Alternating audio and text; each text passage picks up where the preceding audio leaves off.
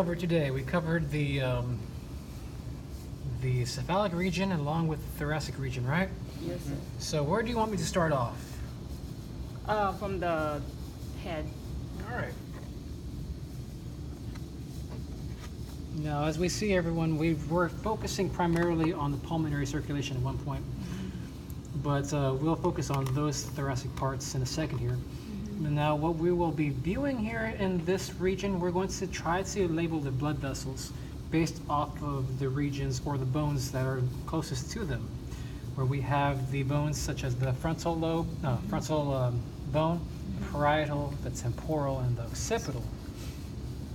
These vessels will also have the same name as well based on the regions. So when you look at this part of the frontal bone here, that means these vessels that are located around there are going to be the frontal branches of these vessels here.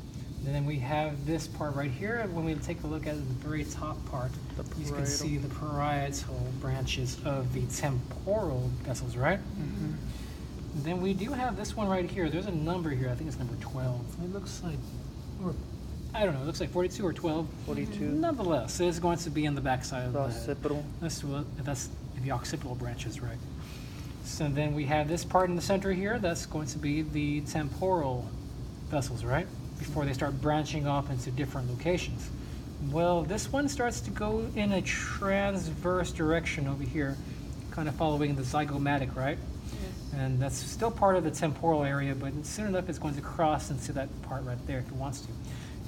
This is going to be known as your transverse vessels. And then you have this one here as your true facial vessels right here, both arteries and veins. All of these are going to branch from one very large artery right here. It's going to be the common carotid, and it's going to branch off into the external and then the internal carotid arteries. But I didn't ask you all to memorize that for the arteries. Take only a look at these veins right here. One of these veins is going to be going more to the superficial surfaces, the external jugular, and then we have the one that's going more toward the internal location. That's going to be the internal jugular. Note here, though, that the internal jugular still has the same name as we continue going down this direction over here, where this is known as the left internal jugular vein. And that's pretty much all you need to know for these cephalic vessels on this board model. Okay. And you're not going to use this with, when it comes to the arm.